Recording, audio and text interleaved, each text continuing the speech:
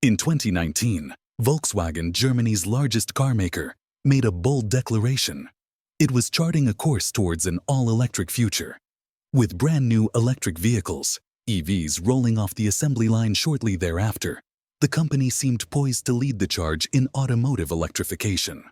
However, fast forward 5 years, and the road to electrification appears far bumpier than anticipated. Despite the initial optimism, Volkswagen now faces significant challenges, with its EV endeavors encountering obstacles that threaten to derail its ambitions.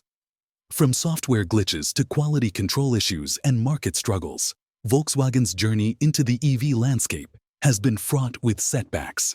In this analysis, we delve into 5 key reasons why Volkswagen finds itself grappling with what could be termed its most formidable EV disaster yet, with the realization that the journey has only just begun. Number 5. Software issues.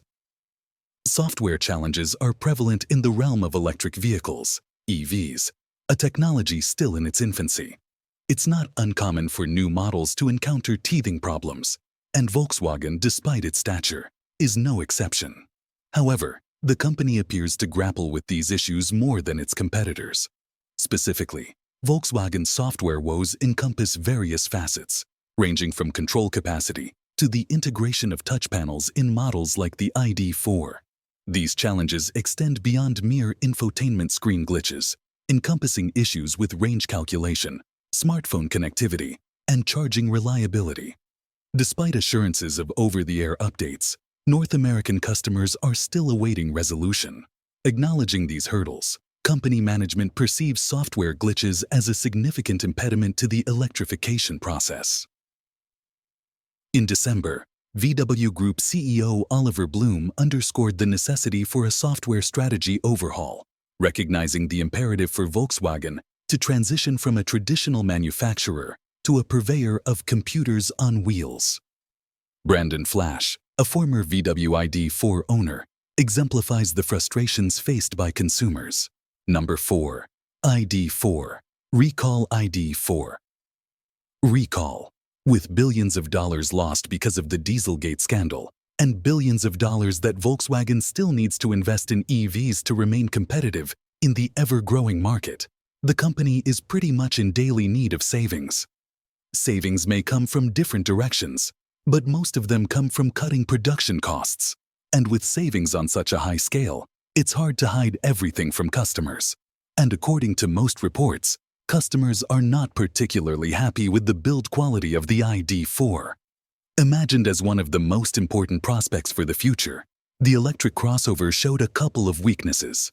Traditional VW owners accustomed to excellent build quality are now facing things that have never been associated with a car maker in the past. For example, many expressed disappointment with the interior quality and reported things like squeaks, rattles, and other concerns. Moreover, some owners noticed that panel gaps and alignments are far from good, and that even detract from the car's overall aesthetical appeal. Probably the most intriguing was the recall Volkswagen issued last November. According to the National Highway Traffic Safety Administration, VW may have failed to comply with federal motor vehicle safety standards. More precisely, the interior sunshade seemed to be made from a material that wasn't fireproof enough. Eventually, Volkswagen decided to issue a recall because the sunshade over the glass roof wasn't fire retardant enough. The company informed ID4 owners by mail, and it is fixing the issue by applying flame retardant to the sunshade free of charge. Of course, it is estimated that around 24,000 ID4 models have been recalled because of this issue. Number 3. Chinese market struggle. Chinese market struggle. At the time Volkswagen was declaring its commitment to full electrification, it was still the world's largest car maker, and China was its second most important market. As the German company was the most popular in its country for a full 2 decades, many expected Volkswagen to compete with Tesla for the leading position in the EV market. 5 years later, VW struggles a lot. First of all, it's nowhere near as popular as Tesla, a company that sold 1.31 million EVs in the last year alone globally. And while slow EV adoption may not be a major issue in North America yet, things are completely different in China. For a long time, the German carmaker has been a leader in the Chinese market, selling over 3 million cars annually. But things are changing as the EV transition is progressing. Other carmakers, particularly the domestic ones such as BYD, will soon take the leading position. Because of that, Volkswagen is falling behind Chinese companies as well as Tesla in the battery electric vehicle race. Number 2. ID3. Problems. ID3 problems. With design features that include things like compact size, relatively affordable price, respectable power and autonomy, and modern technology, the ID3 was expected to be one of the best sellers in the company's EV lineup. It was seen as a Golf for the all-electric future, a perfect 10, some would say. Eventually, it did end up as a 10, but in a negative way. Considering that the UK's renowned dealer The Folkmaster pointed out 10 problematic things about the new ID3. In the first place, they mentioned software issues, something that troubles all EVs of this German manufacturer, as we've already mentioned earlier in this video. Like its siblings, the ID3 also relies heavily on touch-sensitive controls, so numerous complaints about infotainment system freezes and connectivity issues don't surprise. Moreover, they claim that some software updates have not gone smoothly, leading to temporary disruptions in functionality. Then they mention things like charge PT and compatibility and battery degradation, as some reports showed that the ID3's battery is losing capacity quicker than expected.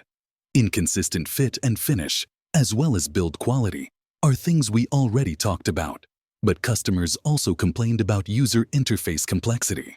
Finally, guys from Folkmaster pointed out a couple of general issues with EVs, starting from range anxiety and charging infrastructure, customer support and service, as well as price point and value proposition.